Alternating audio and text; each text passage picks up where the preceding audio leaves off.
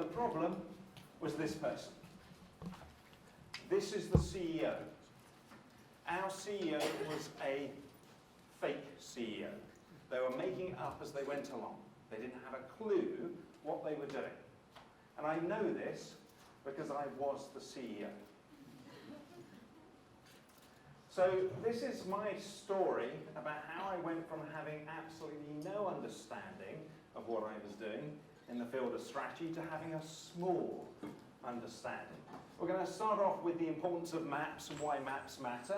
Then we're going to talk about how to map a business.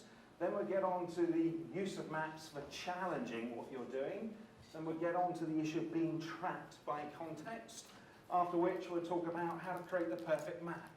Or more importantly, that you can't create the perfect map. Then we'll talk about economic patterns, which most people are oblivious to. We'll talk about principles of organization, co-evolution, agile. Who's heard of agile here? Okay. You all know the problems of agile, that it doesn't fit everywhere. No? Yes? How DevOps is the new legacy and all that sort of stuff? Yes? Okay. And then we'll get on to culture. And we're going to do this all in 2 hours. Well, in reality, we will go as fast as you want, and we'll stop and answer questions as we go along. Okay, so let's start with strategy. So this was the problem. I was a fake CEO. Didn't have a clue what I was doing. We had loads of vision statements and things like this. So this is us in 2003. Our strategy is customer focused. We will lead an innovative effort in the market through our use of agile techniques and open source. A friend of mine, Ken Beck, created something called extreme programming. This was 1999. We'd adopted it throughout the organization. In 2002, we'd gone all agile. By 2004, we were working out that it doesn't work everywhere. But nonetheless, we were all agile and all open source. But there was a problem. And the problem was I'd literally pinched this from another company and just changed a few words. So I was thinking, well, I didn't want people to rumble that I didn't know what I was doing. So I used to go around recording other CEOs talking about strategy. I used to take a tape recorder with me and record all the key words. I called these key words business level abstractions of a healthy strategy, or BLAS for short. I've done this every few years. So this was about 2012, common BLAS, digital business, big data, disruptive, innovative, collaborative, competitive advantage, ecosystem, open source, blah, blah, blah. If I did it today, what words would you hear? AI, yes, got to have a bit of AI, yes. Any others? Blockchain. Blockchain! You can't do anything without a bit of blockchain. Any others? RPA. RP? Oh, right. Oh, you mean the Industry 4.0 and all that total gibberish, despite the fact that we're through at least the 8th economic cycle. But anyway, this is what happens when you get a bunch of CEOs in a room without academics. They come up with random terms. So what I then did was created the BLA template. Our strategy is BLA. We will lead a BLA effort of the market through our use of BLA and BLA to build a BLA. And then I combined the BLAs and the BLA templates together and also generated 64 random strategies. Things like this. Our strategy is customer focused. We will lead a disruptive effort of the market through our use of innovative social media and big data to build a collaborative cloud-based ecosystem. God, sounds exciting. Number 2, our strategy is innovative digital business. We will lead a great effort of the market through our use of, it's just too painful. But I sent them around, and I got 400 responses the first time I did this. And those 400 responses were basically 3 types. The first was, this is the exact wording from our business plan. The second was, I've seen 2 of these used already. And the third, and my favorite, is, are you for hire? So a friend of mine has put this all online. It's been on for some time. This is strategy as a service, by the way. If you ever need a strategy, you just type in the URL, and it will magically generate you one based upon nothing whatsoever. So our strategy is collaborative. We will lead an open effort of the market through our use of big... If you don't like it, it's really simple. Just press refresh. And you can pretend there's AI and blockchain and robots if you really must behind it. It's just smashing together LARs and templates. Anyway, so what I started to suspect was I might not be the only person who was making it up. Despite the millions we were making, and very profitable, it was all random. So the solution, well, the solution for me was to go and read more strategy books than I should have ever read. And most of them I found pretty inadequate. And then I came across Sun Tzu. Anybody know what Sun Tzu wrote? Art of War. Right. Sun Tzu talked about 5 factors that mattered in competition. Number 1, have a purpose, a moral imperative. Number 2, understand your landscape, the environment you're competing in. 3, understand the climactic patterns, so how the landscape is changing. Then understand doctrine, these are principles of organization, and then you get into the leadership bit. So how do I attack the market? How do I change the market to my favor? Then I came across John Boyd. Anybody know what John Boyd did? It's very popular with Trump, unfortunately. No? OODA loops. So John Boyd was a US Air Force pilot, came up with the concept of OODA loops. So you have the game that you are playing. The first step is you observe the environment. That's what landscape and climactic patterns are about. So how the space is changing. Then you orient yourself around that with doctrine. So these are basic principles of organization. Then you decide where you're going to attack, and then you act. And it's a cycle, it's a game. The more you go around, the better you get at this game. And I would show people this was probably about 2005, and say, oh, isn't this exciting? It sort of makes sense. And people would go to me, no, it doesn't matter. Strategy is all about the importance of why. Well, that's a lie, because there are 2 whys. There is the why of purpose, your moral imperative, and there is the why of movement. And those are very different things. Anybody play chess here? Yeah? So the why of purpose might be to win the game. My why of movement is, do I move this piece or that piece? And it's through movement and action we actually learn, so this is Fool's Mate, assuming we can perceive the environment. Now it's a cycle. Like a chess game, the more you play, the better you get at this game. And if you can't see the landscape, then you can't observe climactic patterns of doctrine or even work out where to attack. What you're left with is just purpose and action and gut feel. And that's where I was circa 2004. Does that make sense to everyone? You all know Fitz's work, decomposition of CEO impact, studied 13,500 CEOs, determined that most of them had no impact beyond random chance, so you could just replace the boards of most company with people off the streets and it wouldn't make a difference. You all know that stuff, yes? Okay. So situational awareness matters. And so I'm going to give 3 examples of this. The first is using those frightening people Vikings. This is how Vikings used to navigate. From Herman, head due west towards Half, and you will sail north of Hatland. So you glimpse it. They used to use stories. This is before sunstones and early maps. Now that story means that. So the question I've got for you is, what would you use to navigate? Visual map or a verbal story?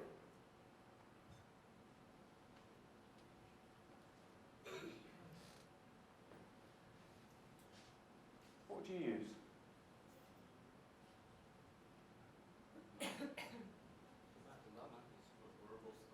A verbal story for you, yeah. I certainly would if I'm giving people directions to the pub up the road, but I certainly wouldn't use a verbal story if I was giving them directions to a particular place in Newcastle and we're in London. So it depends on the context. Stories are good for very simple things. Anything complex, massive, great big global supply chains, can't run them with stories. All right, so another example. Chess world. I want you to imagine you live in a world where everybody plays chess. And how well you do in this world depends on how good you are at the game of chess. But no one's ever seen the board. All you've ever seen are these characters on a screen. And you play the game very simply. You press a button, pawn. Your opponent sees what you've pressed. They press a button, pawn. You see what they pressed. You press a button, pawn. They see what you pressed. They press a button, queen. And the game goes on and on and on until somebody wins, or more likely it's going to be a draw. Now what we're going to do is, after many games, we're going to feed this data into our big data systems and come up with secrets of success. So if you press knight, I should respond with pawn, knight, rook. Okay? And we're going to write books on it, the secrets of success, the power of the knight, or whatever it happens to be. And then one day, you've been doing this for 20 years, with all your big data systems, you're going to come up against a novice, and the novice can see something magical. They can see the board. And so you press your button, pawn. You look at the board and they move a piece and you see pawn. And then you move a piece, pawn. And then they move a piece, queen, and you've lost. Now your first reaction will be, what the fiddlesticks happened there? Your second reaction will be to copy down this sequence as though it's some super secret magic sequence of success. What happens when you use that sequence against this player? You still lose. Why? Because they're adapt, of course. Okay, so now you'll start getting desperate. Maybe it's the speed at which they press the button. So you'll start recording pressing between buttons. How's that going to help you? It's not. Right, now lastly, you're going to start going, it's cultural. Maybe they're a happy sort of person. Maybe that's the secret. Why do you keep on losing? No, you're living in a world which is what we call low situational awareness. You just can't compete. So what would you use to learn? Secrets of success or context-specific play?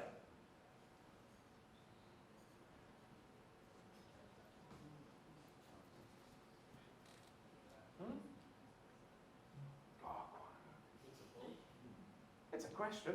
Which one would you use? Leading question. Yeah, it is a leading question. Which one would you use? Context-specific play. Great. What do we use in business? Okay, so here's another one. This is the Battle of Thermopylae. Themistocles, ancient politician, Greek general, had a problem. The Persians were invading. There are about 140,000 Persians, roughly 7,000 Greeks in the army across multiple city-states. Now, Themistocles decided to block off the Straits of Artemisium, force the Persians along the coastal road into a narrow pass called Thermopylae, where a small number of troops could defend against a larger force. There were about 4,000 Greeks, including 300 Spartans. So you've heard the story of the Spartans. Right. I want you to imagine it's the eve of battle. Okay? You're part of the Athenian city-states. I'm Themistocles. I'm giving you purpose and moral imperative. You've got to defend against the invading Persian horde. And then I tell you, I don't understand the landscape, I don't understand the environment, but have no fear, but I've created a SWOT diagram. Strengths: a well-trained Spartan army, a high level of motivation not to become a Persian slave. Weaknesses: the ephors might stop the Spartans turning up. A truckload of Persians are turning up. Opportunities: get rid of the Persians, get rid of the Spartans. For Athenian, we actually hate the Spartans. And threats: the Persians get rid of us, and the oracle says a really dodgy film might be produced a few thousand years later. Okay, so quick question. What would you use to communicate determined strategy in battle?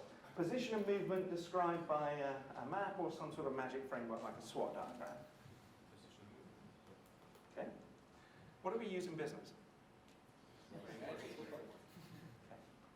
So if I look at something like chess and alchemy, navigation, learning, strategy, chess, it's all visual, context specific, it's all about position and movement.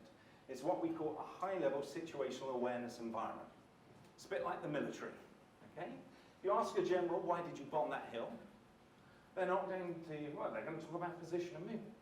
They're not going to tell you that I bombed the hill because I read some report in General Weekly saying that bombing hills is the latest thing. They're not going to tell you I bombed the hill because I got this consultant report that 46% of other generals are bombing hills, therefore I should bomb a hill. And they're not going to tell you I'm on the hill because that's what Uber would do. I mean, it's all about position and movement, okay? So alchemy is all storytelling, secrets of success, magic frameworks. It's what we call low-level situational awareness environment. And that's where I was. And I realized I didn't want to be here, I wanted to be over here, and that required the use of a map. So now we get on to maps.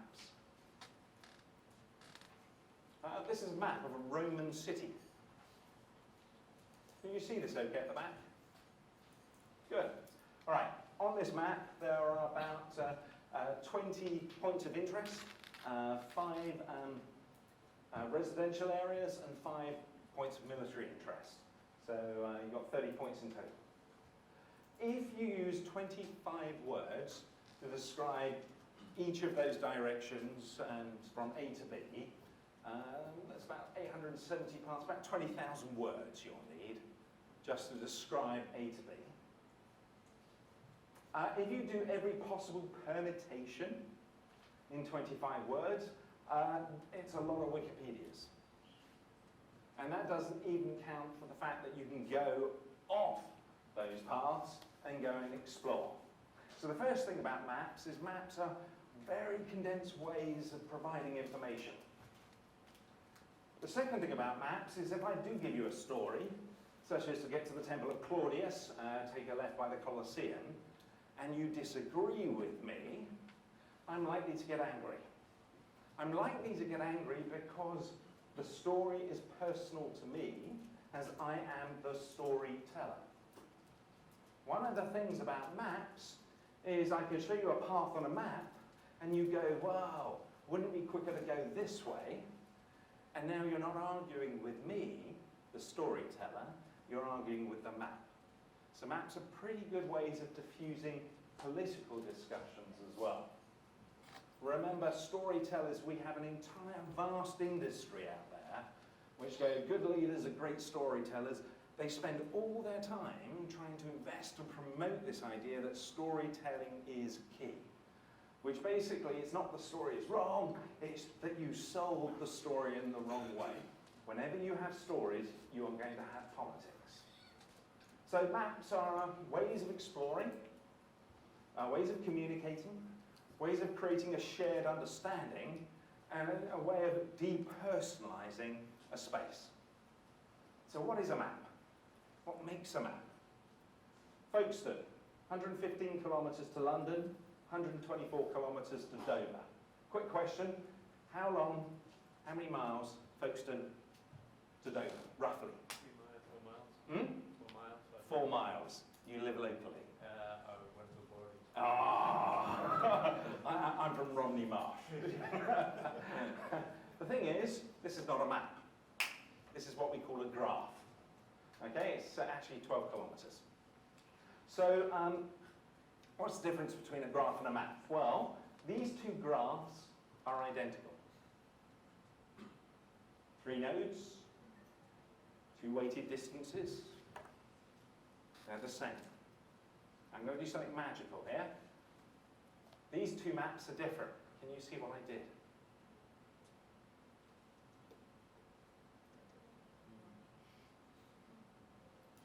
Yeah? What I've done is I've added an anchor, in this case compass. And what the impact of that is to this graph is it gives space meaning. And that's what turns a graph into a map. All right? So 12 kilometres makes no sense in this map, it does make sense in that map. And because space has meaning, we can now explore the space. So what makes a map? Well, if you go back to the Battle of Thermopylae, you've got an anchor, so in this case a compass. You've got the position of pieces relative to an anchor, so this is north, south, east or west of that. And you've got what's called consistency of movement. So if I want to go from Thermopylae to Thebes, which direction would I go? Oh, sorry, if I want to go, say, from, let's go the other way, Thebes to Thermopylae, which direction would I go? Northwest. Right. Suppose I go northwest from Thebes and I end up at Athens. What does that tell me? The map is wrong, or something else could be wrong. The compass is wrong. Okay, perfect.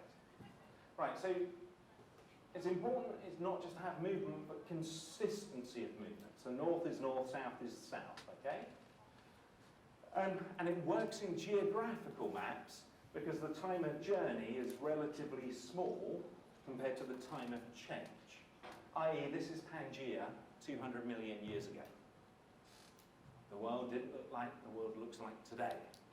Now, if that was faster, or our journey time was slower, so for example, if I go from Thermopylae, take a winding path and spend 200 million years making the journey from Thermopylae to Thebes, the problem is Thebes might be in a completely different place. It might have passed me by, I might be now heading back to Thermopylae. In such circumstances, where the time of journey approximates the time of change, you have to map it all in terms of notion of change. All right. So in a map, space has meaning, and this requires anchor position and consistency of movement. So what maps do we have in business? I had loads. You seen any business maps? Shout out. Road maps, yes. Mind maps, have you heard of mind maps? Systems maps, all those sorts of things. I had loads of them. Mind maps, things like this. If I take a component here and move it, does it change the map? Here's a systems map. Customer, photo storage website, it's actually from Katanga. If I take a component, CRM, and move it over here, does it change the map? No. If I take, I don't know, Sydney, and move it and shift it next to London on an atlas, does that change the map? Yeah. Yeah? Why do you think it doesn't change the map here? Because it's a graph. Yeah. The one thing our business maps all have in common is they're not maps. Okay? I'm afraid we keep using that word, and it doesn't mean what we think it means. Which is why, if you can't understand the landscape, you are reduced to purpose and comfort. And there's Marcus Spitzer, use of variance decomposition, investigation of CEO impacts in large organisation, well worth reading, mostly random. And loads of secrets of success. My favourite one being this one from Harvard Business Review, November 2011. This is not a joke. How earlobes can signify leadership potential. The phrenology of management. This is the field you're going into. Okay, so we've got an idea of what a map is, so how to map a business. So I'm going to start with a cup of tea. First, I need an anchor. So if I'm a business selling cups of tea, public, I hope, are going to need cups of tea. So I'm going to use the public as an anchor. And a map can have several anchors, so I'm going to have the business itself. So the business needs to sell a cup of tea. Okay? That's a starting point. But this cup of tea needs other things. It needs tea, it needs a cup, and it needs hot water. Okay, so I can put those on the diagram as well. And of course, hot water needs a kettle, which needs cold water, and a kettle needs power. And what I've got here is what we call a chain of needs. This needs that, needs this, needs that. So what about position? How do you do position? I've got anchors, but nothing else at the moment. Well, first of all, to the public, a cup of tea is more visible to them than the power that you use to power the kettle to make the hot water to make the cup of tea. So what we can do is use visibility in a chain of needs to describe position. Think of it like distance. So the cup of tea is nearer to the public than the power is to the public. Does that make sense? Pretty straightforward. So we can reorganize it in terms of put the anchors at the top, public and business, needs a cup of tea, needs cup, needs hot water, needs kettle, needs power. So now what we've got is a partial ordered chain of needs. We normally put value chain on the left, that's pure scaffolding. Doesn't need to be there, but it just gives people comfort to know the stuff at the top's more visible, it's actually within the chain. But it just makes it comfortable for people. So movement. How do we do movement? Well, Pangea, 200 million years ago. Geography changes slowly. How about business? Because if geography moved quickly, we'd have to describe the change in terms of, or movement in terms of notions of change. So the problem for business is this. Electricity was 1400 years to go from Parthian battery to commodity provision with Tesla and Westinghouse. It was about 60 years from computing, the Z3 1943 to Amazon EC2 2006. So what if we describe movement through change itself? Because it's not static business, it's not going to take 200 million years, so we're going to have to do it through change. So we know we go from novel to commodity. So I can take my map and say, right, the stuff over here, we're going to say is like this novel stuff. The stuff over there is more commodity. That should be simple. But how do we do this? How? First person I came across was Everett Rogers. Have you heard of diffusion of innovation? Yes? You're all familiar with the diffusion of innovation? Good. Made famous by Geoffrey Moore. Have you heard of crossing the chasm? Right, fantastic. So the original work is Everett Rogers, adoption over time. You go through this diffusion curve from early adopters to laggards. Geoffrey Moore does the non-cumulative form, lovely chap, form of the curve. He added a chasm. Okay, so you have the early market and the mainstream market. So back in 2004, 2005, I thought this was going to be easy. I know we start off with the innovation of something, becomes a product, becomes sort of a commodity at some point. I just need to work out what percentage of the market do we get to before it changes characteristics, and hey presto, I can do that movement axis. Make sense? Yes? Right, well it's completely wrong, unfortunately. I started off by asking people, you know, smartphone. Do you think a smartphone's a commodity? Who thinks a smartphone is a commodity here? Some of you.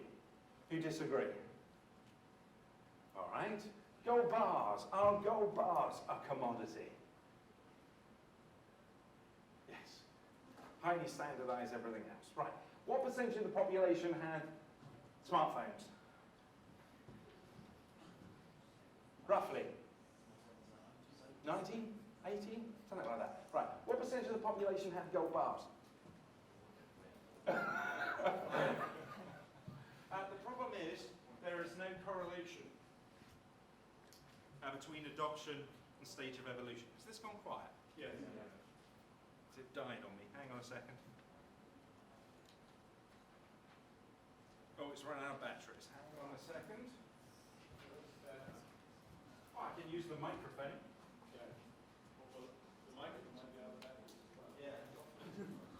I could always shout. You could shout. You will run out of battery then. Oh, we've got some. We got batteries. Has anyone got any AA batteries? I would have brought some. No. In reception, let me take that and I'll go give you some batteries on. Sorry. That's all right. How many have you got? I've got one. Oh, well, let's just One is better than work. let's try one, see if it's enough. Keep it going. Mine might be dirty. No, they take 20 minutes. Will.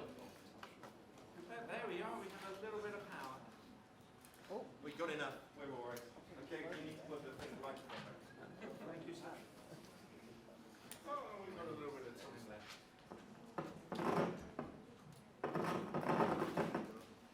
Good idea to mute it.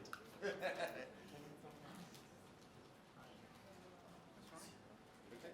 Oh, yeah. I'll find my way. Which way did I? How did I get? How's that? Can you hear that? Is that good? Super. All right. So the problem is there was no correlation. So I couldn't do it. So I was like, oh no, I can't do this movement, can't produce a map, almost gave up. Then I realized that what was going on actually was you get the diffusion of something like the first ever phone through its applicable market, this is A1, then you get diffusion of a better phone, a better phone, a better phone, and a better phone. We get multiple waves of diffusion, often increasing the applicable market. And I thought, oh, well, that's great. Except for now, I don't know which diffusion curve I should be talking about. This could be a product, and about 50 more until we get to more commodity. Damn. And of course, the time's all different, so I couldn't do that either. Damn. So I almost gave up, and then I noticed something weird. I collected 9,223 publications, and also catalogued them all. Bit sad. This is the telephone, how we use it. Early days of the telephone. We used to write publications about how to hold the telephone, how to speak into the telephone, etc. Do we do that today? No? What about this one?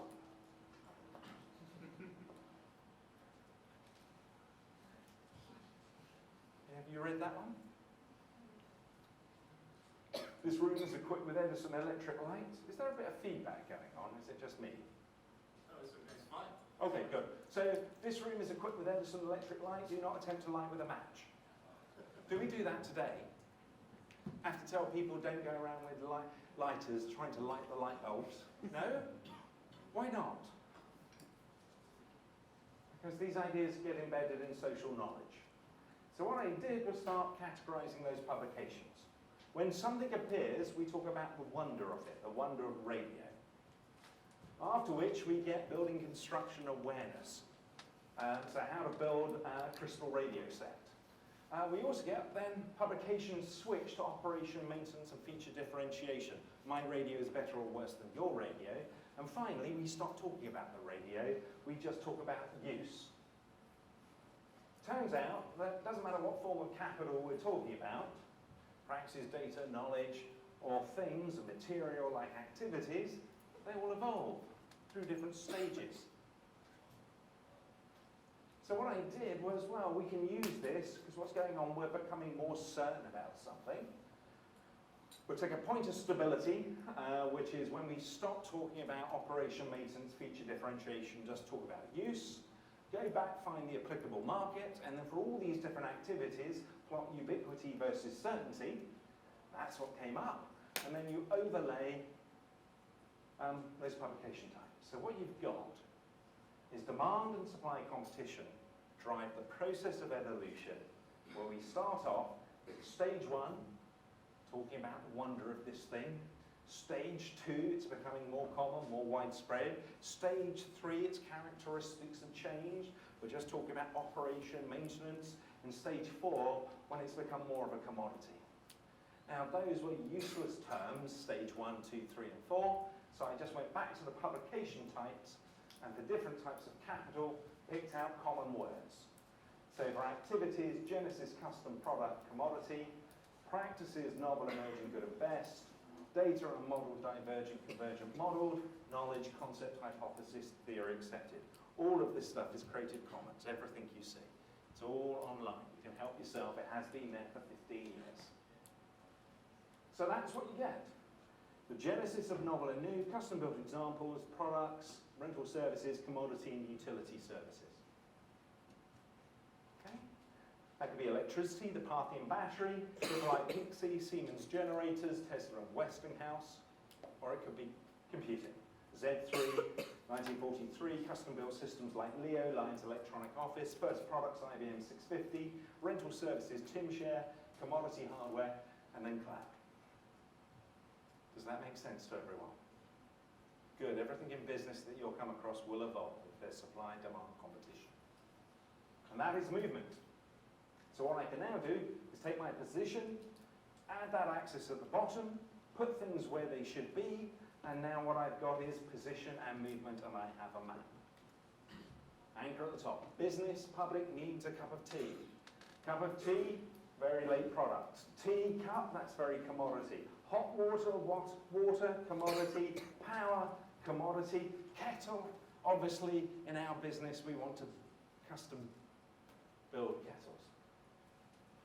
The point about this is once people have mapped out a space, I can challenge the assumptions that we're making, okay, in a non-political way. So that brings us to challenge. Why is the kettle custom built? Any ideas?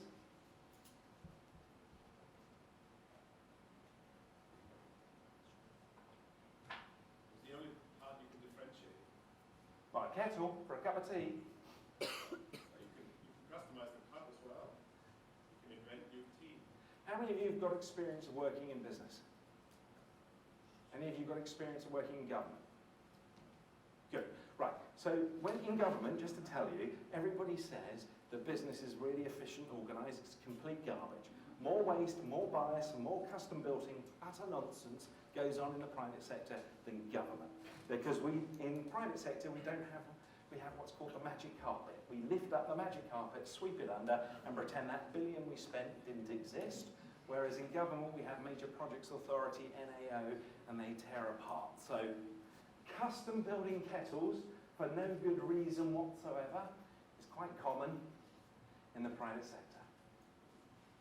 The beauty about maps is I can see it and I go, why are we custom building the kettle? Surely that's more of a commodity. At least we can have that argument. People might say it's because of technical debt, all sorts of reasons. Well, at least they can now justify it. Then what will happen is somebody will say, I'm missing a component, like staff. Okay, and then someone will say, actually, staff are more robots, or whatever it happens to be. And then somebody from finance will go, each of these lines are actually flows of capital, each of the nodes are stocks of capital. So this is actually a diagram of exchange of capital, or a map of capital. So we can actually build P&Ls and other bits and pieces from this. And now we can work out what the cost of custom building a kettle is to our business. And then someone will go, well, we need to custom build the kettle because it's all about differentiation or brand exclusivity. Fair enough. Well, what do we mean by that? So I said about activities, Genesis custom built product commodity, you can map knowledge, you can map data. These are just labels for 1, 2, 3, and 4. That's the official. But the labels make more sense. So we can map knowledge. We can also take different labels together. So if I'm mapping ethical systems and political systems, I'll probably use concept, emerging, convergent, accepted. Because values evolve as well. So what we can do is I can take my map and I go, well, you know, ethical trade, that's a more convergent idea what that means. Green, renewable energy. So what is the point of all of this? Adding fair conditions. Well, I normally use this form of maps, by the way. I don't bother to change the labels, purely because it's all the same. Is that I can now add my intent. To this map of this environment, I can say, I think we as a business need to stop using custom-built kettles. And in a single diagram, I've got anchors who we're building for, including ourselves. I've got capital flow in terms of money, physical capital, missing components, ethical values, relationships described through a chain of needs, commander's intent, technical debt. We can have an entire discussion about this space without the usual politics of stories. Does that make sense? You've all gone quiet. Okay. Without this. Okay. So I'll give you an example. Trapped. This is an insurance company. An insurance company, they need to compute, order server comes in, goes into goods in, modify, mount, rack it. This is a process flow. Have you heard of process flows before? Good, super. They had a bottleneck. Here, modifying and mounting servers. So they basically put a business case together. They spent 6 months working on this. It was for investment in robotics being a popular topic, to get rid of the bottleneck. About $2 million of investment, return of investment in under 1 year. Does that make sense? Yes. And all the SWOT diagrams and everything else you need. So just before they spent the money, I said, can we just spend a few minutes mapping it? So we spent 15 minutes. Because they were like, we need robots. Right, user, compute. That's what they needed. Now, I could argue that compute's not a product, it's a commodity, but that's fine, we'll let it go. All maps are imperfect representations of a space. They order server, server goods in. Fine. And then they went and we had racks and we mount and we modify. Right, I'm going to leave that there. Can anybody see anything odd with that map?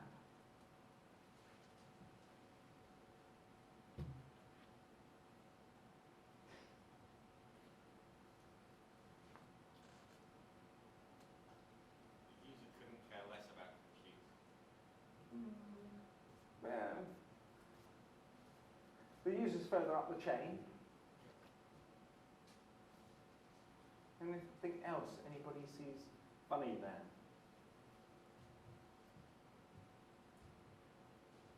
Anybody ever worked in IT before? Why are the racks custom? Why are the racks custom built? Yes. So I said, yeah, why are the racks custom built? Remember, they spent 6 months working on this, okay? And they went, oh, well, we have a company who builds our racks for us. What are the modifications you're making to servers? Well, they don't fit our racks. So we have to take the cases off, drill new holes, add new plates in order to get them to fit our racks. And that's why you need robotics, yes. Anybody got another suggestion?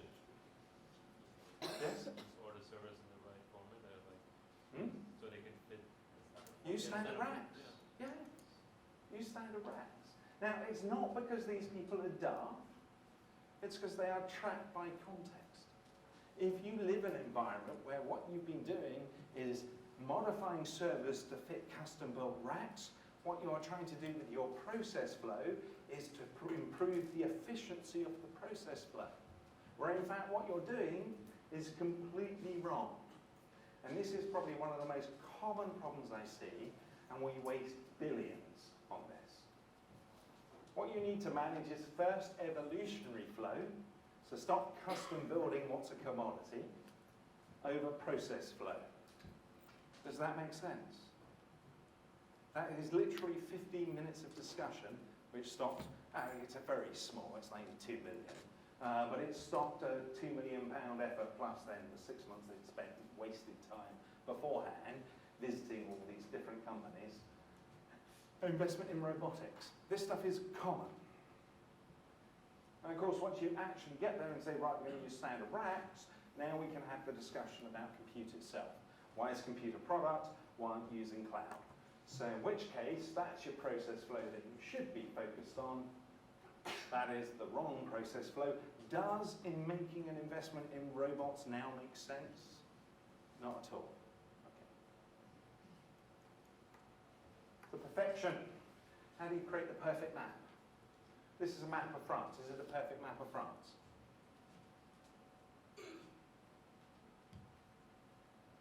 Depends on your needs. It's not a perfect map of France. If you wanted to make a perfect map of France, what scale would the map be? Size of France. It'd be 1 to 1, so it would be the size of France. So in fact, it would be France. So as a map, that's pretty useless, okay? All maps are very imperfect representations. I've seen maps drawn on the back of napkins which have saved billions, particularly in UK government. That is a very imperfect representation of the space. That's like 15 minutes work. Okay, but that stopped them going and buying robots to keep on customizing standard servers to fit into custom-built racks. James Finley, all of this stuff is online, uses mapping in the RNLI. I think they, so it's not just about money, by the way, and investing in companies and blah, blah, blah. Mapping is also used to save lives. So they reduced the communication time in the RNLI, got it down from about 12 minutes to I think it's about 18 seconds now. So that if you fall into the Thames, it used to be a case where you used to come and drag out their bodies. They're actually saving lives now. So that's James Finley's stuff. All right, so back in for Tango. I had my systems diagram. It's not a map, completely useless. I gave it an anchor at the top. Customer, what did the customer need? Online image manipulation, print services. That requires a whole bunch of other components, a website, runtime, compute, etc. And now I can turn it into a map. This was back in 2005. Power's a commodity, data center, middle stage product, compute's more of a commodity. So that's the first map I produced, 2005. So what? Why does it matter? Well, once you have a map, then we can talk about how the space is going to change and how we can manipulate a market to our favor.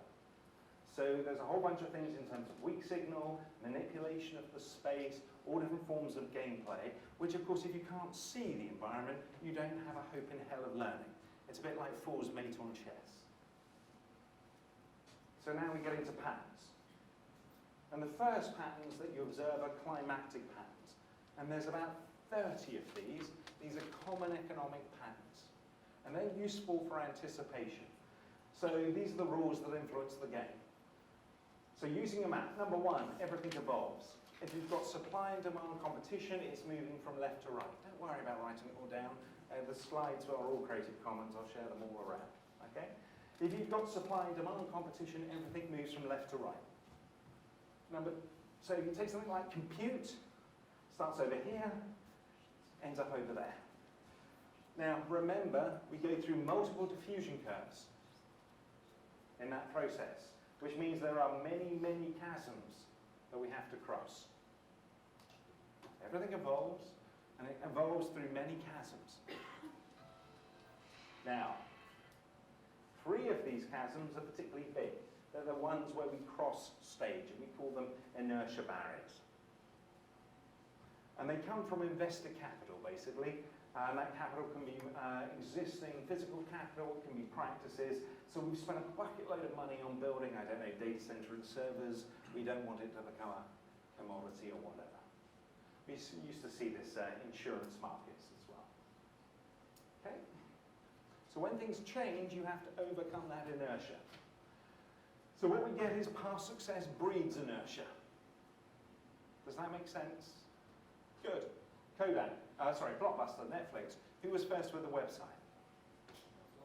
Blockbuster, fantastic. Who was first with video ordering online? Blockbuster, fantastic. Who was first with experimenting with video streaming? Blockbuster, fantastic. Who went bankrupt first? Blockbuster. They out-innovated the entire market, but they went bankrupt first. How?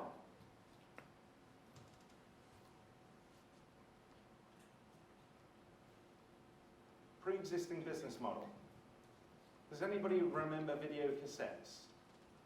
Yeah? You remember that you'd get a video cassette, oh, it's going, maybe you don't, and you forget to take it back the next day, so you'd have to pay more money. Is it called late? More money to not rewind it as well. Oh, yeah, okay, that's very true. All sorts of rules. So there were late fees as well. Do you get late fees with video streaming? Right, so most of their business model was all about late fees. So despite the fact they out-innovated everybody, they had inertia created by pre-existing models. And that's what took them down. My favourite one is Kodak, because I used to compete with them. Anybody remember Kodak at all? They were a huge company at one point.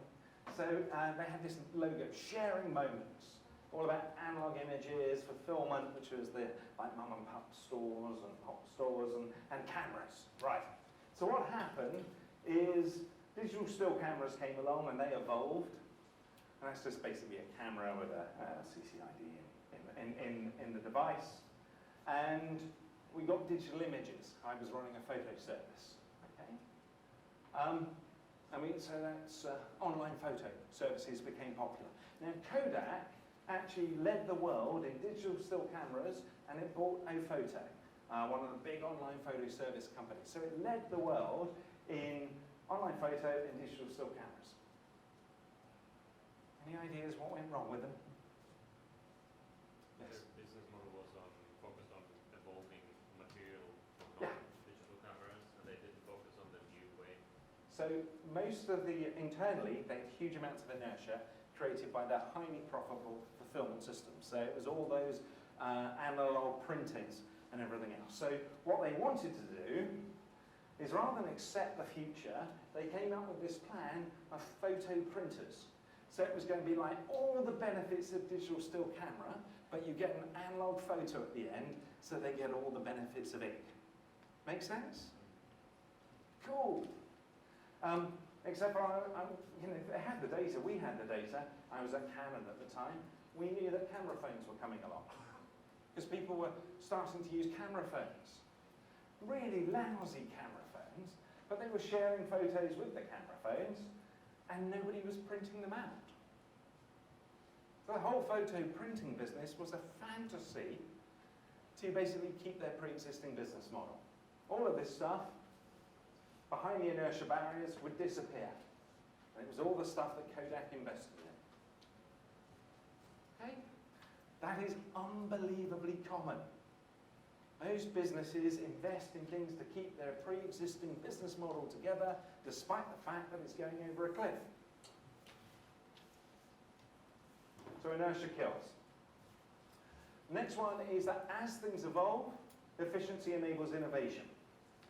So as it becomes more of a commodity, enables higher order systems to appear. So radio enables television, electricity enables television, radio, lighting, etc. This is known as componentization, Herbert Simon's theory of hierarchy. So pretty simple. Nuts and bolts used to be homemade cottage industry.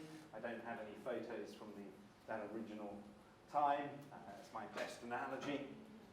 What we got is screw cutting lathes, that's Wardley, and then Whitworth standards and interchangeable nuts and bolts, and it's standardization, industrialization of components, which causes explosion of higher order systems. So in this case, machinery. Biggest changes to the world are never the innovation of the novel and new. It's always about industrialization of pre-existing activities, like cloud. That's not novel, it's just industrialization of IT. Now, the new stuff we call the adjacent unexplored. It's unpredictable. So with electricity, we got things like, you know, radio, a box which did moving pictures. We also got things like the refrigeration blanket. So you get all sorts of weird and wonderful ideas. You don't know what's going to succeed. You have to gamble over there. So here be dragons. All right. Now these higher order systems also create new sources of value and worth. So that's where the real money is, if you get it right. But unfortunately, you don't know which one's going to succeed. So this, when it comes to where to invest, we had our map, we knew everything would evolve, we knew we would have inertia, we knew it would enable higher order systems, so now we have choices. Do I want to invest in the existing business? Do I want to build the first computer as a utility, or the first platform runtime as a utility? Or do I want to wait until somebody else did this? This was 2005, I thought it was going to be Google, it was Amazon the next year, and then we could build a new business on top of those component services. Now at least we can have a discussion around the boardroom about where we want to put our chips. Does that make sense? Straightforward? All right. Now, we don't invest in differentiating this business because we know it's all just about process flow, and we know we've got an evolutionary flow going on. So if things are evolving, that's where you target. So once you've done those climactic patterns, and then there's 30, and I've mentioned a handful. Things will evolve if you've got supply and demand. You'll have inertia for past success. It will create higher order systems. Higher order systems create new sources of value and worth, and you can use that for anticipation. Once you do this, then you get into the leadership bit.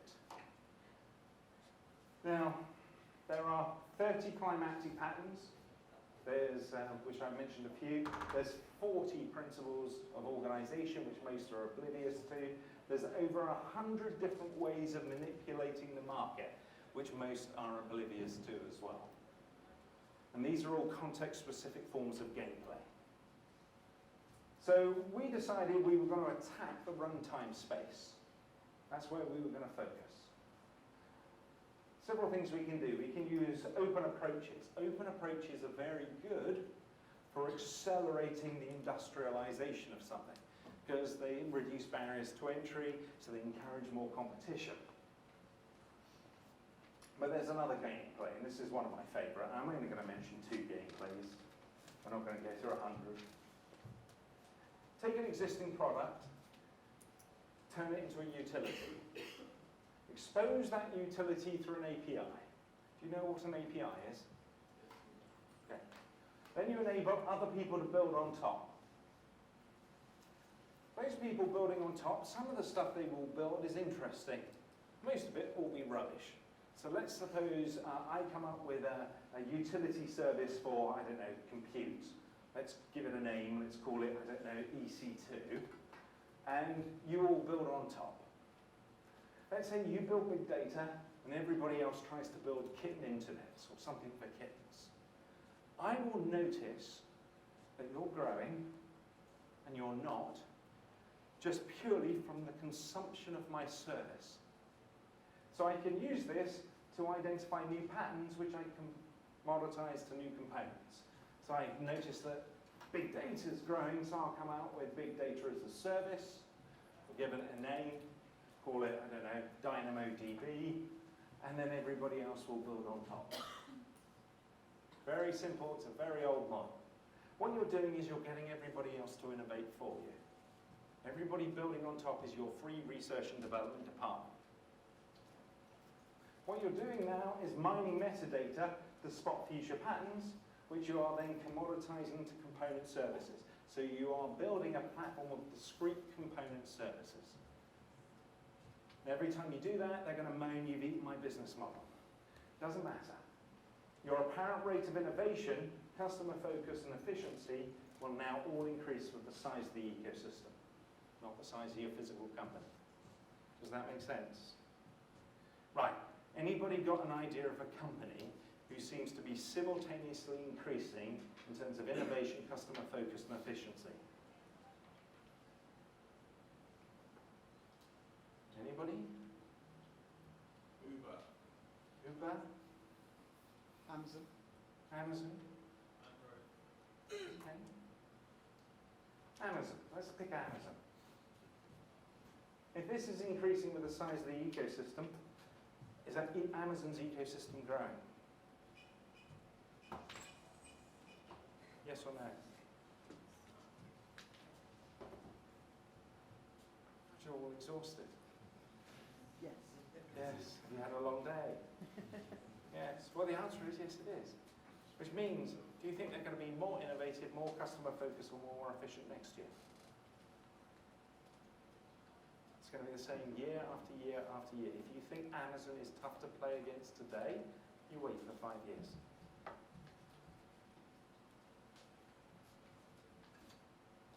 So we normally use this symbol, and this is basically the game you play. You just move up the stack on the right-hand side. Get everybody else to innovate for you.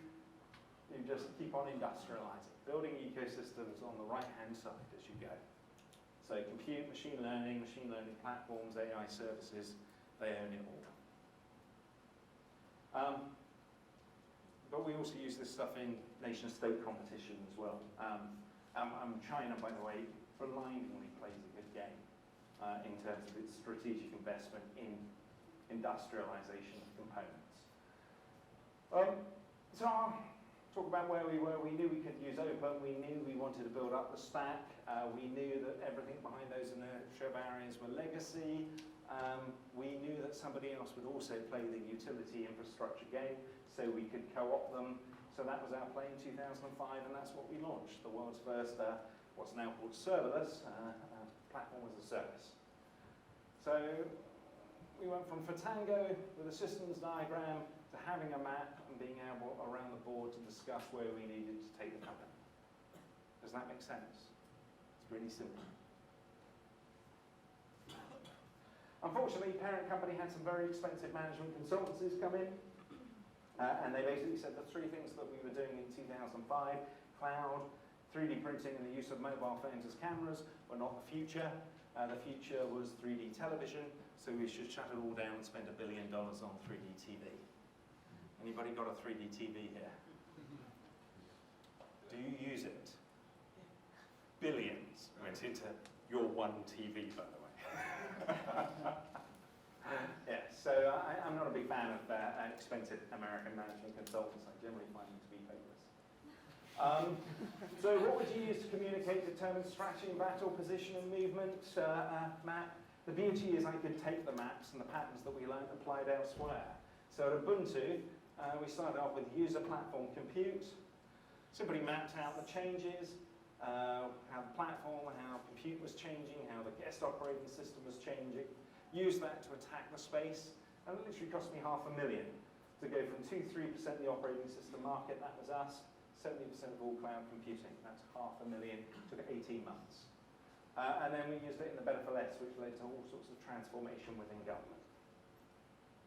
Okay, so you're all tired, and it's very warm, and I've got a mass of other stuff to talk about in terms of weak signal detection, culture, manipulation, nation-state gameplay, and everything else. First, go have 5-10 minutes, have a break, because I think you all need it. And then afterwards, rather than do that, what we'll do is if you've got questions, you need advice or whatever, we'll do that. Shall we say? Right, take 5 minutes for a break, because it's very warm in here.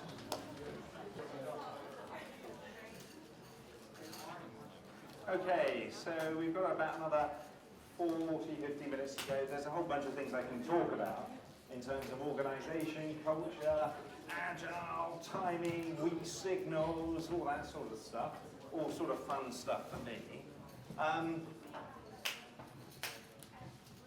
Let's talk about what you need. So this was for Tango,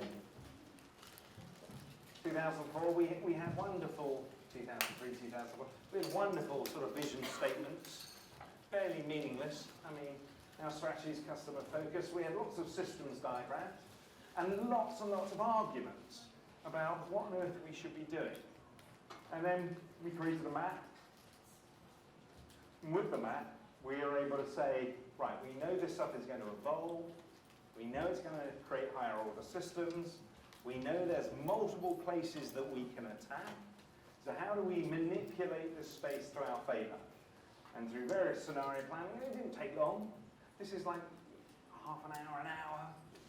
We work out that this is the space we want to attack. We want to build the first serverless environment.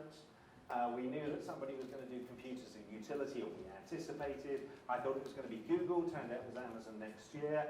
We knew we would have inertia to the changes, so we can do an open play to accelerate it. And our intention was to do that whole ILC space and build up the stack. Somebody asked me, if you're up against somebody like Amazon and they're playing that game, how do you beat them? Well, you have to cut off their sources of information, which means you need to move up the stack and get everybody else to build on top of you. You can cut off their sources of information so they can't see, so all they see is you growing, not the entire market. They don't know where to attack. But the point about this is we could have that discussion in a way that we couldn't have with diagrams like this or with vision statements. So,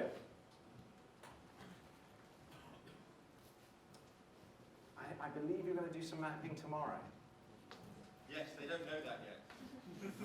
Whoops, I'm sorry. No, they are going to be doing it from 10 till 11 tomorrow morning. Okay, so you understand the basics. Focus on the user, first of all. Identify your anchors. It could be the users, it could be the business, it could be both. Think about what they need. This is the user need. Then think about what components that thing needs. And create the chain, and then you start thinking each of those components, how evolved is it? Is it something totally novel and new, no one's ever invented before? Is it more custom built? As in, should it be more custom built? There's something called the cheat sheet, which is online, which has all the list of characteristics. There's about 40 characteristics for each of these stages, and that's quite useful. You use that in terms of going, is it more this or that? Is it more of a product or is it more commodity utility? Once you've got a map of the space, it's critical that you discuss amongst yourself. Because people will say you're missing this component, you haven't thought about this component. They will challenge you in terms of what you're trying to do. Yes? My question would have been, how do you make sure you don't miss a component? And if you have the component, Okay. where do you place it? Because normally in the business world, you try to place it, back it up by numbers, right? Yeah. I will invest in this because the ROI is 3 months and I will spend 2 million on Exactly, robotics because the exactly. return on investment So- is sub 1 year. so how do you explain where you would place it and make sure you don't miss a point? Okay. So in the case of the 2 million, the return on investments were 1 year, and that was the insurance company. Okay. They had all the numbers and all the figures and everything else. Maps are fundamentally about a way of communicating a landscape. It's imperfect. The other thing you need to know about them are they're wrong. They're a model. Okay? Like all maps, they're all imperfect, they're all wrong. But it turns out they're quite useful. And they're quite useful for us communicating, getting a common understanding around the space. You can start to put metrics in terms of the lines, because the lines are actually capital flow. But that's quite, you're getting quite into it then. To begin with, I would just start by going, who are the users, what do they need, what components are involved, and just having that discussion. And it's in that discussion that people bring other components up that you are missing. Okay? Don't worry about creating the perfect map. It's not possible. All right? Any other questions on the maps? Yes? Excuse me, can you repeat the question of the student when they ask the question? Because some students have a very silent voice.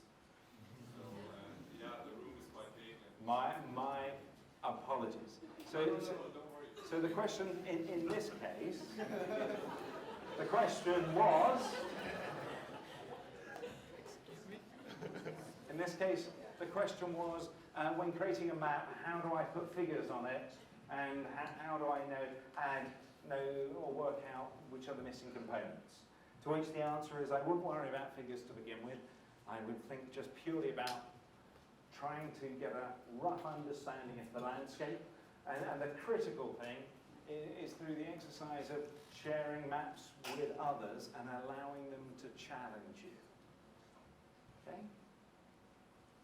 Most business models and most investment models that I see, and I get dragged into all these M&As and other bits and pieces, and they've spent huge amounts of time, lovely sort of presentation and all this sort of stuff. It's great stuff. And you'll have like two companies, almost identical cash flows, almost identical P&Ls, and you map them out, and one's going over a cliff and one's got a future. Okay? And you just don't get that from the figures.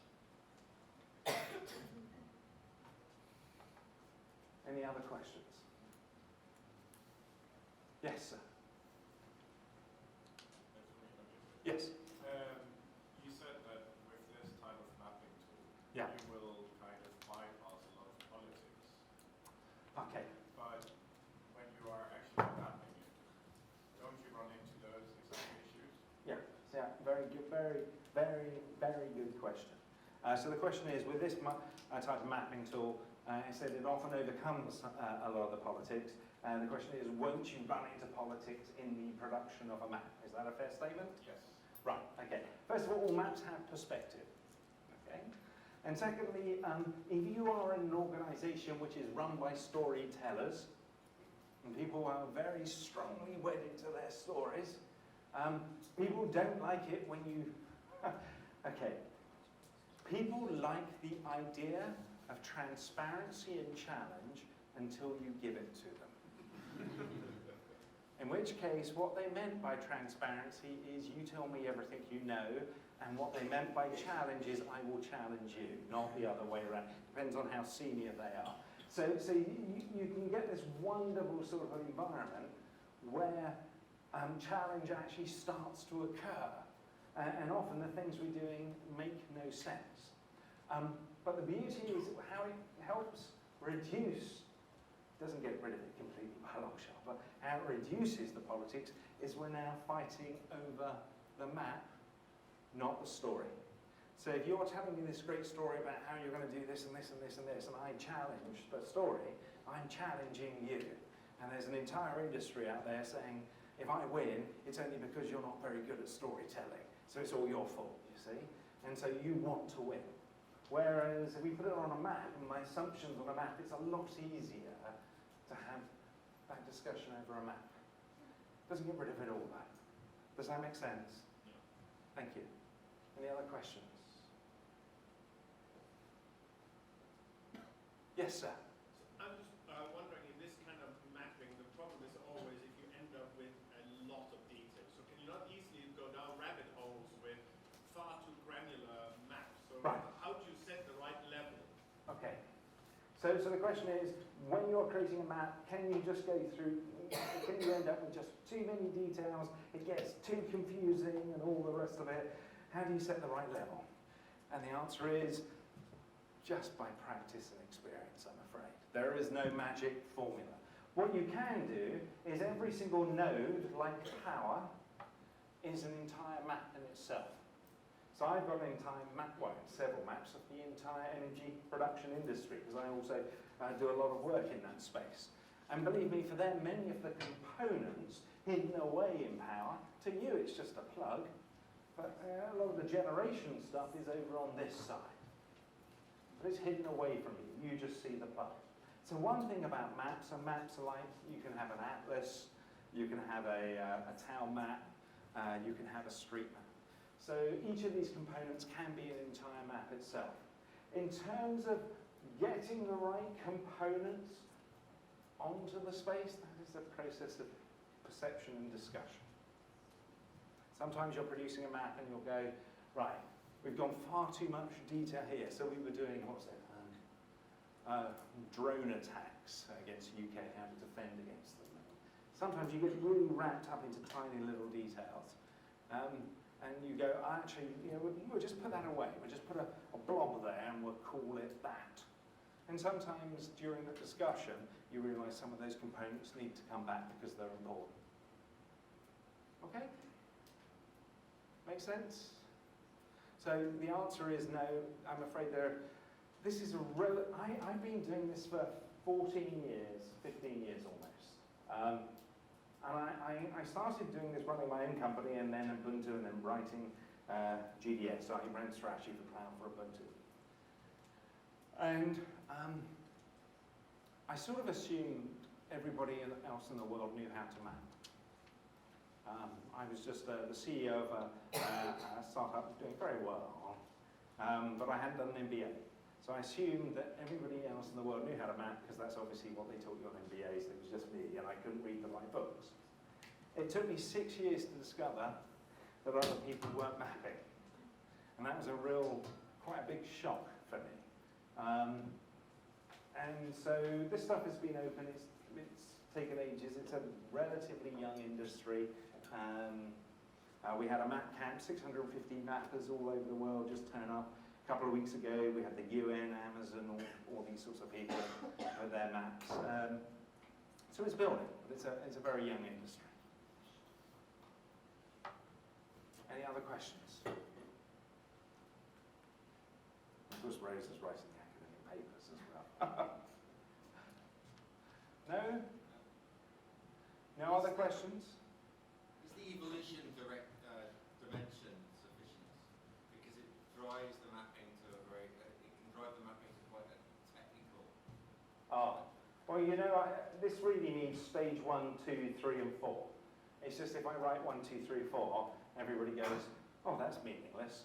So I just put the labels, and the labels I use are for basically things, activities. Genesis, custom-built product, commodity. But ethical values evolve as well through these different stages. Data does, knowledge does, all different forms of capital evolves. It's just I had to use those labels because it's better than 1, 2, 3, and 4. So the question was, and sorry, I forgot to repeat this time, does this tend to make it more technical using those labels at the bottom? Yeah, I suppose it does in a way, because it adds a bit of perspective. May tend to get people to drive down that route. For me, I do nation state and political systems, it doesn't really bother me. Is Yes. visibility from the perspective of the customer? Ah, so are you mapping from the perspective of the customer or the company? You should be mapping from the perspective of the market, okay? So that's quite an interesting one, because if I take something like CRM, Customer Relationship Management Systems, which is a vast industry which we spend huge amounts of money on. I had, 200 CIOs in a room, got them together. Have you all heard of CRM? Yeah? So I got them together in this room and basically said, right, CRM, who's got it? Everybody's hands went up. And I went, right, well, it's a commodity then. And then a couple of people started arguing vociferously with me. And I would go, well, why is it not a commodity? And they said, because of the custom-built parts that we made to it. And it was just like, right, okay. And what are they? And it was like, oh, I can't tell you, that's our secret sauce. So after a bit of badgering, they told me one. And I said, anybody else in the room got this? 200 hands went up. And then we started going through the list. And all the customizations they had, and they were spending as a group about 8 billion a year, everybody else had. All right? So the point about this is you should draw it from where the market is. So CRM is over here. Okay? Now sometimes when you draw a map, you'll do a dotted red line or something backwards and draw where you are. We are custom building what's a commodity. And companies do that an awful lot. And the reason why you draw a dotted red line going backwards is because otherwise you draw CRM there, and you draw you're here, and do a dotted red line going forwards, and people think that's like a future forward move, isn't that positive? You draw it backwards just to show you're behind where you should be. Make sense? Yes? How do you spot a new business model in that map technically? Like, for example, cars, right? I produce cars and sell them for a profit. That's their business model. But technically speaking, if you look at the locations of cars, we know the movements of our customers. How do I spot in the map a new business model that I could use, for example? Okay. So because how that depends again also on the visibility in the value chain, right? So this question was, how do I use the map to spot a new business model? All right. Maps, all they do are help you understand the landscape. They don't tell you what to do. Sorry, that requires thought. Okay? So what you have is you have a view of the landscape and you go, right, well, we know these components are going to evolve. And if that evolves, then this may happen. And is there a way we can take advantage of that? Okay? But unfortunately, maps are not something like magic. I've drawn a map, there's the answer. You have to apply thought to it as well. Any other questions? Yes, sir. So for the future of this model, if we go quite far ahead, so not as it is now, but when a lot of the actual functions, for instance, if it would be powered by AI, which are heavily black boxes, Right. how would you then suddenly be able to map those? Okay, If it's so a black box? So this is a question, how do you map something which is a black box like AI? Well, where is AI? Where do you think AI is? Do you think AI is Genesis, something novel and new? Do you think it's more custom-built examples? Do you think it's more in the product space? Or do you think it's more commodity utility already? We need to define AI. Yeah, we need to break it down into things like general purpose AI and discrete services as well.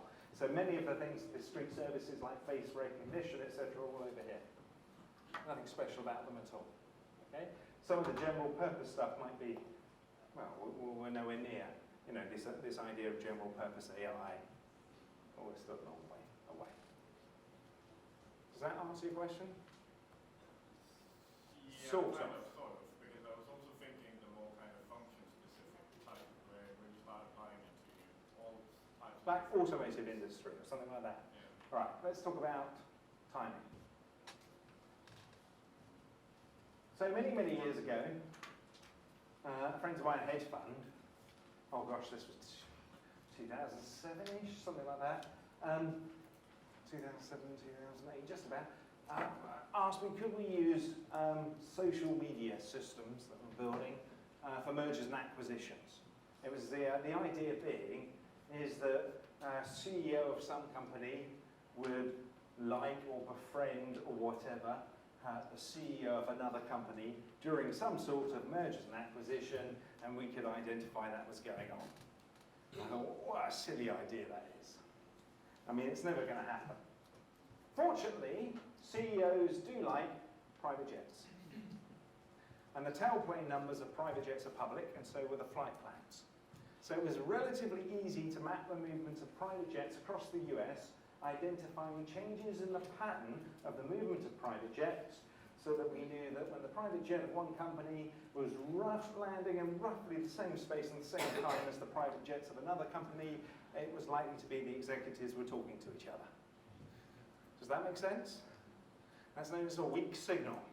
It's hilariously funny. You used to watch Larry Ellison going around and he'd go, we know who you're buying. But anyway, so great stuff for mergers and acquisitions. All right, can we do the same with maps? First of all, everything evolves, supply and demand competition. And as it evolves, it enables new emerging practice and new things of worth appear. So you get these higher order systems which appear as stuff becomes more of a commodity. So electricity enables radio, television and lighting, and you also get a change of practice as well. That stuff evolves. And we have inertia to the change because of pre-existing capital. So what you get is the wonder renewal of new stuff. Very exciting new things appear, like computing, because electricity is becoming a utility. Then we get what we call a peaceful stage of exploitation and conservation, where new giant industries form and stabilize. And then we've got inertia, so you get this point of release, where all these big companies, very successful, stuck behind inertia barriers, we've got all the data to support our pre-existing models, all the assets and everything else, and then people unencumbered by their pre-existing model come into the space and they all fall off a cliff. Generally, that's what happened, unless somebody's playing that ILC game, in which case that's a way of countering it. Make sense? Good, right. So the economy has cycles, both macro and micro, and in biological terms, we call them Hollings adaptive renewal cycles, the same pattern. Carter Perez, similar thing.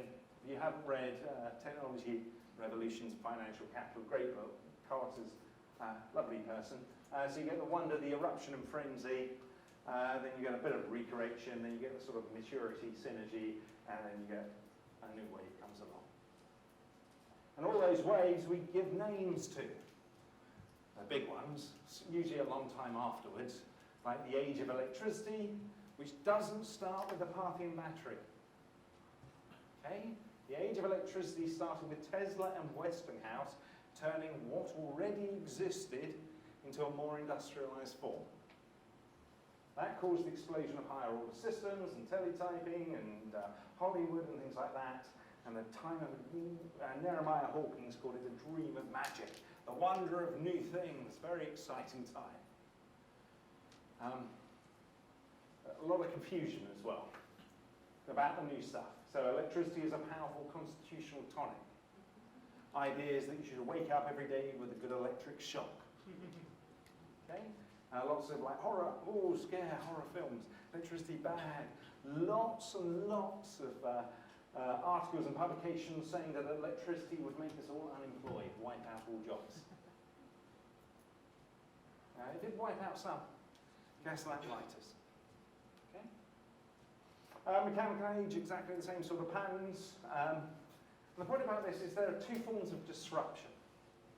Have you heard of disruption theory? Yes? Okay. There is one form of disruption here, in this sort of peace stage, which is unpredictable. So this is Apple versus Nokia. You have no idea which way that's going to go. And then you've got this other form of disruption, which is the shift from product to utility, which we can anticipate roughly when it's going to happen. We can anticipate the fact that you're going to get new entrants, explosion of higher order systems and new practices. It's going to be a rapid period of change called a punctuated equilibrium. There's an awful lot we can say about it. So there are two forms of disruption, and so that would be cloud. So there's the unpredictable form, and which is a lot of guesswork, and there's the more predictable form. Have you ever, Clayton Christensen, have you heard of Clayton Christensen? Yes? Clayton Christensen? No? Disruption theory? I met him twice. Okay. Christine Lepore? No? There's usually a big battle between the two of them about whether disruption theory is predictable or not, and the answer is they're probably both right and both wrong. I.e., it is and it isn't. Anyway, so what happens? Things come along, they evolve, explosion of higher order systems through these cycles. Now, if I go back to the axis at the bottom, that axis here comes from this graph, and that graph comes from publication types. So I can use publication types to create a weak signal for when things are likely to industrialize. In the same way that we could use weak signals for aircraft movement to work out when companies were likely, not absolutely, but likely to acquire each other. It's like UK government, we used to monitor Russian sailors' clothes lines. Why would we do that? The clothes lines of Russian sailors, we used to monitor them. Why? Blue jeans? Huh? Blue jeans? Sorry? Was it blue jeans? Blue jeans? To the US? They traded with US? Why would we monitor clothes lines of Russian Washing their sailors? stuff before they're deployed on the ship. Bingo. Because the sailors would put all their stuff out to dry just before they got the submarines would go out to sea. So we knew every time the clothing came out, you could see it, the submarines were about to set sail. Make sense? Right, how do you counter that? How did the Russians counter that? Huh? 2 sets of clothing? No, you buy them tumble dries. And that was it. Okay, so weak signals are not perfect signals. They're very imperfect, and they're also can be influenced and manipulated. So that was the last weak signal analysis I did about 5 years ago. So infrastructure, platform, software as a service was all entering that point of industrialization. So we had it was well established actually. So we had the new entrants, all the big companies stuck behind inertia barriers, the IBMs and all that in the world, completely oblivious to the fact they're going off a cliff, etc. Big data just about to go into that stage. So my friends at Cloudeer, I said, got IPO quick, fast, get out, sell, because it's all going to shift to a utility and you're nowhere. Robotics, currency, these are the weak signals, IoT a bit later on, etc. Does that make sense? Yes. One question, because you were talking a lot about signal. Yeah. And, it's a weak or strong signal. Can I or should I use as a company my own signal to disrupt the market then in that case and to make people believe that I would, but I don't? Okay, so that's already, so it's a question about the use and manipulation of signals. I said there's over 100 different ways of manipulating a market, and some of that is through the manipulation of signals into the market as well. There's all sorts of gameplay, some of which is more evil, shall we say, than others. Okay? So yes, you can certainly. My favourite example is, have you ever heard of a company called Gartner? Yes. Right, super. So friends of mine, ex-Israeli intelligence services, set up a startup. They used mapping to map out the security industry, created this startup called Adlon. So in the board, mapping was used all the time. And so they were attacking the space, rapidly growing. Now, we had a Gartner analyst turn up and basically were talking to the company about what was important for their product. And so I get this phone call at 2 o'clock in the morning, because my friends are always lousy with time and blah, blah, blah. But they're dear friends. Anyway, so they said to me, we had this analyst, and they said this was important, but the maps say that's completely wrong. What should we do? To which I said to them, right, ignore what the maps say. Tell the analyst you're going to do exactly what they're suggesting, all right? Then in reality, ignore the analyst and do what the maps say. Because what we wanted was the analyst to put us somewhere in, they have something called the magic quadrant, and if they put us in there, okay, because we were like, then all of a sudden all these companies would be phoning us up and buying our stuff, okay, because suddenly they have permission to buy. Literally, that's how bad the market is. And so sure enough, what happened is they said the analyst, that's really important, that's going to be top of our list, and blah, blah, blah. And then, of course, we just ignored and carried on with what we needed to do. We ended up in the magic quadrant. All of a sudden, all these big companies could now buy us. And I think about 6 months later, we got bought by Microsoft for 400 million. Okay? So sometimes, okay, you use signals to your favor. You learn to play the game. Does that make sense? Good. How do I evaluate the weakness for a strong signal? How do I know what is strong, what is weak? How do I evaluate a signal, whether it's strong or weak? Whoa. I've only got 18 minutes left, so I'm going to skip that question. Okay. Good. All right. So these are weak signals. They are not strong signals. They give you an indicator. So what? I'm going to do something fun for me. This is 2014. Daniel Altman wrote a wonderful book, international bestseller, which was how China would fail because of Confucian culture. It was all going to go over a cliff. And the same year, Martin Jacks wrote this wonderful book, international bestseller, which is When China Rules the World, because of Confucian culture. So we've got polar opposite, both international bestsellers. And my favourite is this. Historical economic predictions about China, mostly from The Economist, 1990. China's economy is coming to a halt. 1996, it will face a hard landing. Entering a dangerous period, hard landing.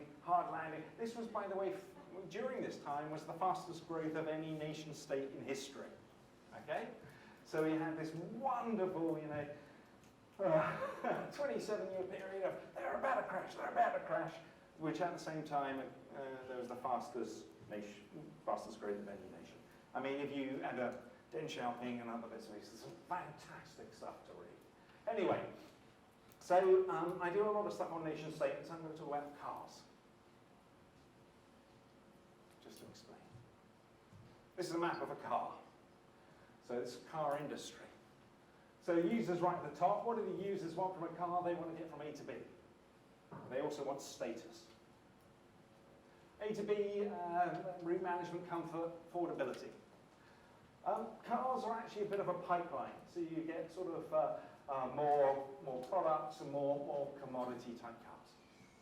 Now if you break this down into the underlying components, there's a whole bunch of components in there, entertainment systems and everything else. This is 2015, and this map was done for beginning of 2015. Engine control units, assembly, a whole bunch of different components. All right. Now supply and demand competition is going on, so all of these components are evolving, all becoming more and more commodity. What does that mean? Well, it means for us at the DVLA, as the licensing authority, is we're going to lose an awful lot of money in the future on licensing revenues. Who's got a driving license? Yeah, you'll pay for a driving license. Well, that's going to start going away. There's huge amounts of money, by the way. Many, many hundreds of millions. And we know that new connections are going to be created, design and the immersive design of cars, status will be connected to things like infotainment and route management. What do I mean by that? Well, in the future, not too distant future, you're not going to be driving a car. There are going to be much more utility forms. And we're going to end up with something like this, digital subscription model. We anticipated that some person who really didn't know what they were talking about would come up with the idea of digital subscription models for cars. It was BMW, by the way, in 2018. Anyway, so we knew this was coming. What do I mean by that? It means you don't own your car. You have a digital license. And so when you get into your car, digital subscription, when you get into the car, it's totally immersive. It will change according to you whether you're a gold member, in which case it will be a wonderful experience, or you're an ordinary member, in which case it'll be total advertising at you all the time. Okay? That's not the bit we care about, though. This is the bit we care about. Driving along the road, or you're not driving, you're being driven. There's a lot of ordinary members on the road. Along comes a gold member. What's going to happen to the cars? They're automatically going to move out of the way. Right, what does that mean? We've just embedded social inequality into the transportation system. So we knew this in 2015, so when BMWs came up with their, oh, we've got this wonderful idea, we were all going, God. There's another better one, though, that the pedestrian is even better than the gold car member, because if they walk in front, the gold car's going to stop. Oh, well, yeah, well, I mean, depends on what digital subscription the pedestrian has got. Okay, but here's the problem, all right? What happens when we have a flood? That's what happens.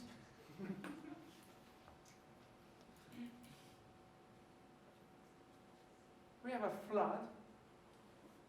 If we've embedded social inequality into our transportation system, then people with money get out, well, they already do anyway. People without don't. What does that mean for government the next day? It means pitchforks. Okay? This is the sort of thing which triggers violent reactions from a population. So we have to do lots of this mapping stuff and prepare the way for some daft what's-it, they're called BMW, to come up with a digital subscription model idea, and so we could start the process of having legislation to prevent it to happen. But the point is we can use weak signals on there to identify when parts of the chain are going to industrialize. And why is that fascinating? Because if you have a look at China, this is what China's brilliant at. China is exceptionally good at strategic investment in areas prior to the point of industrialization. They create special economic zones, creating often large numbers of small startups to compete in a game of last man standing before being pushed onto an external stage.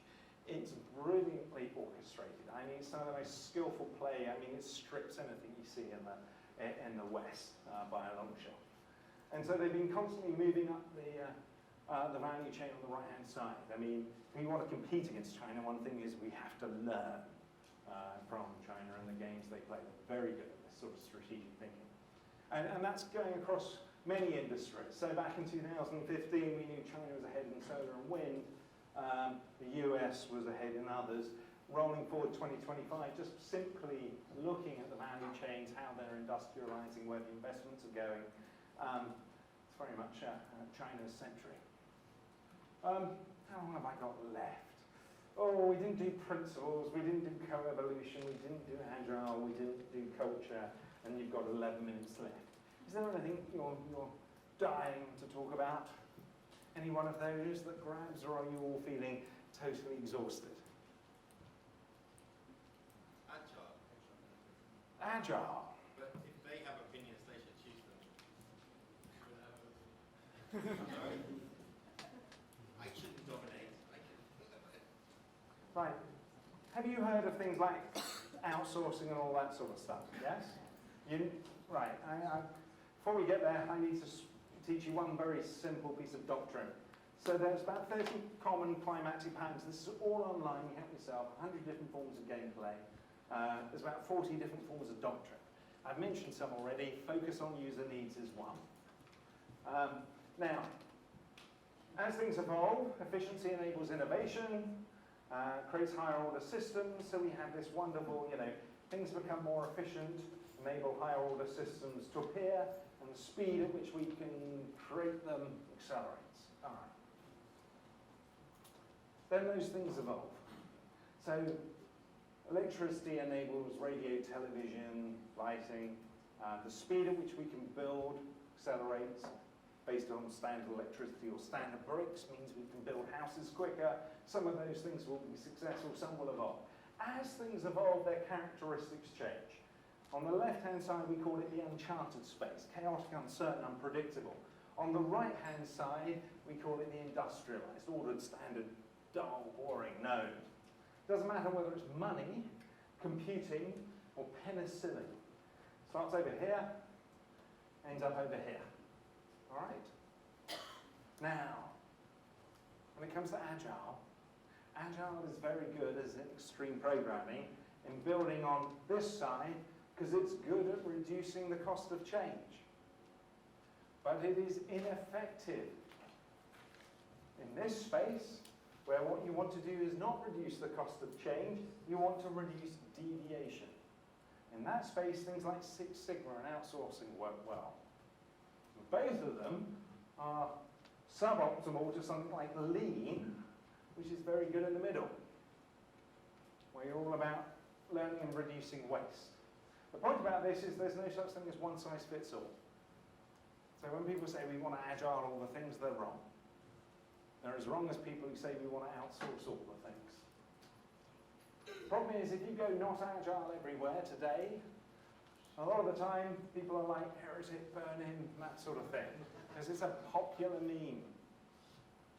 It's the same with purchasing. Time material very strong over on the left, then more outcome-based, more costs, more unit utility pricing. No such thing as one-size-fits-all purchasing methods. To give you an example, HS2, high-speed rail. This is James Finley, CIO, systems diagram. Systems diagram for building the entirety of HS2 in a virtual world, first of all, because it's cheaper to dig up a virtual world and go, whoops, we've got that wrong, than it is the English countryside. So, here's James's problem. Do I outsource all of this? Do I use off-the-shelf products? Do I build it in-house with agile techniques? Or do I use some combination of all three? Now, the problem with the combination is there are 387 million possible permutations. So how do you pick which one? Very simply, Sunday afternoon, he's sitting in his garden, he decides to map it. Takes him about an hour, sends it to me. This is the map from 2012. Architect, engineers, public. It's all about graphical information systems. There are the components. And now it's easy. You outsource the stuff here, off-the-shelf products here, agile in-house on the left. And of course we know those components will evolve over time, so the methods have to change. All right? Vendors hate this. Vendors absolutely hate this. This is the way it normally goes in business. You don't have a map. You just have this idea of we're going to build this graphical information system for HS2 or whatever. The vendors want you to outsource the whole lot to them. They treat it all like this. And they want you to do that because one of the things you're going to insist on is a contract. Because you want to know what is being delivered. It's a good idea to have a contract, sounds like a sensible thing. Right. On this stuff, all of this stuff over here on the right-hand side will be efficiently treated because it's known, it's defined. What's going to happen to the stuff on the left? It's going to change. And so you are going to incur excessive change control costs. Your project will spiral out of control. You know this before you've even started, before you've even signed the contract. If you map it out, that's why they don't want you to map it out. Because that's where they make their killing from. Right? It's mostly a scam. Well, I like to. You're smiling because you've been doing this for government for ages. But they do this in the private sector. It's hysterical.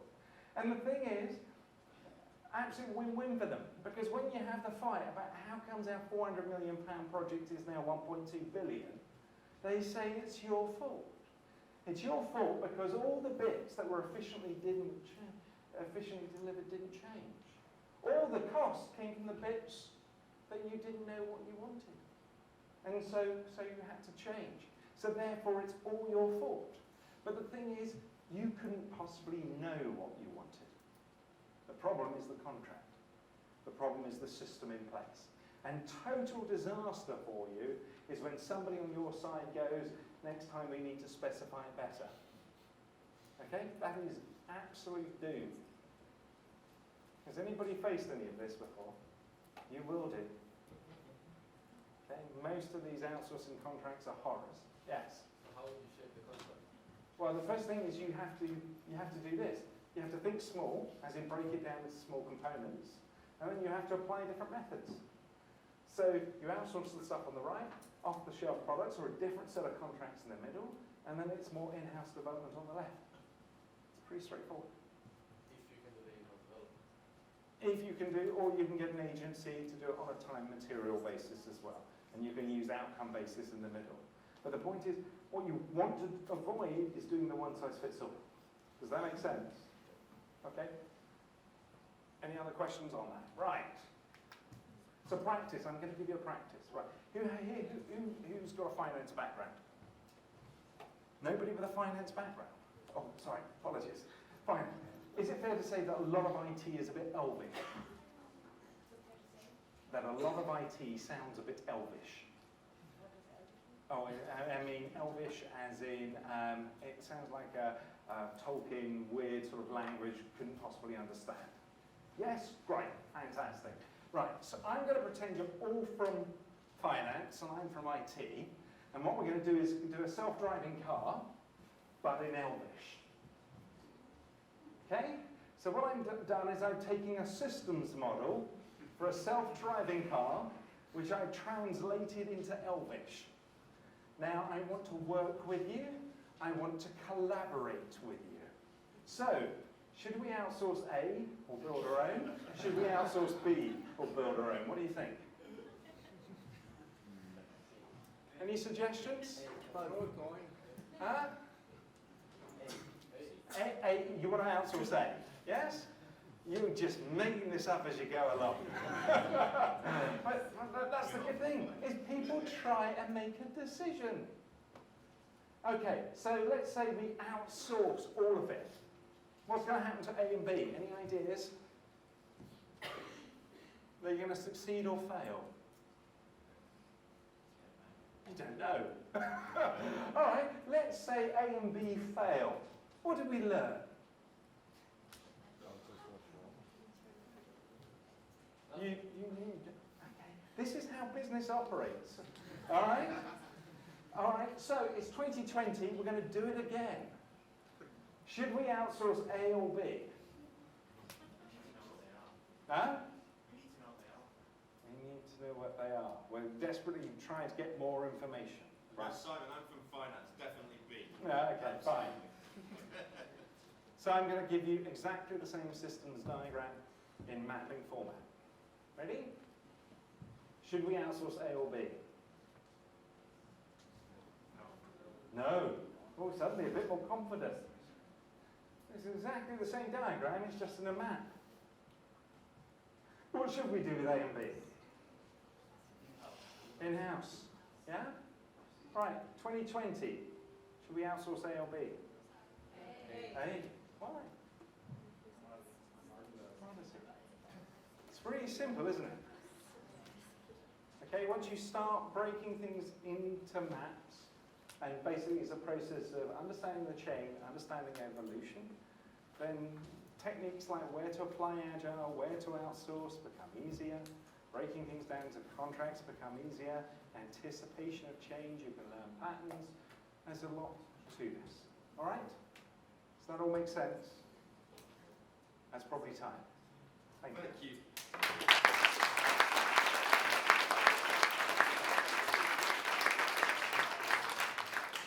Thank you so much for your time, Simon. We have a little gift for you. Oh! Thank you from the LSE. Thank you very much. Very kind, sir. Thank you. Pleasure. I hope everyone found this really useful and interesting and a useful use of a couple of hours. We start again at 10 o'clock tomorrow morning. As we said, you will be doing some mapping. We're going to hand out some templates first thing, some A3 version of the templates, and it's just to give you a chance to explore the use of this technique for what you're designing. You don't have to do it tomorrow morning. If you want to hold off and do it a bit later on in the week, that's fine too. But we're just trying to get you to think about applying this technique for the design you're doing. And you have to hand it in. You do have to hand it in.